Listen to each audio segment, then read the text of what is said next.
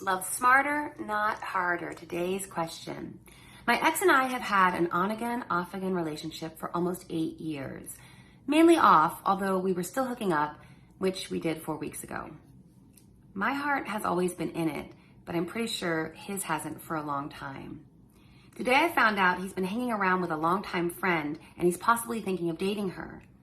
I'm feeling it in the pit of my chest as if we just broke up and he's moving on. I can't seem to focus on myself. I'm in this obsessive cycle of thinking about what he's up to instead.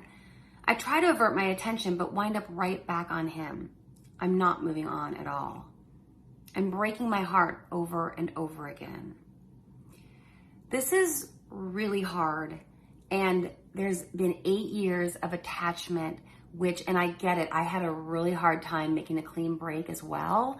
It was not my strong suit. I tended to do on again, off again dynamics for a while and then get back legitimately. And then we weren't together, but we kind of acted like we were together.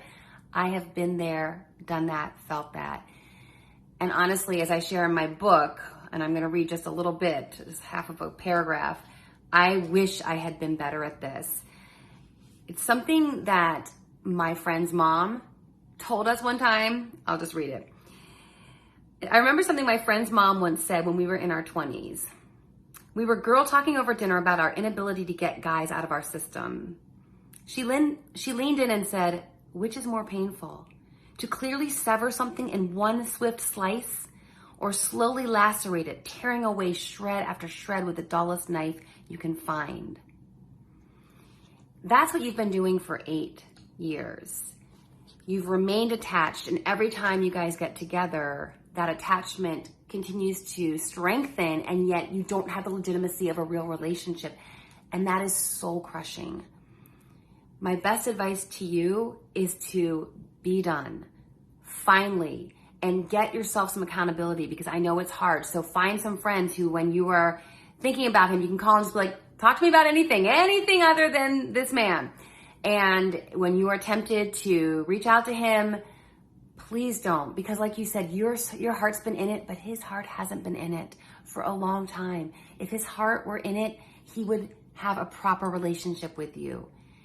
Like many men, he is happy to take the sex, but he is not interested in committing. And that's the hard thing I'm going to say right now, is that you've allowed that. And I'm not trying to blame you or shame you. I'm just saying we have to own our part in a relationship's dynamics, because that's the part we can control. As empowered women, we have to go, okay, I don't like this, and I have to acknowledge that I have allowed it to happen.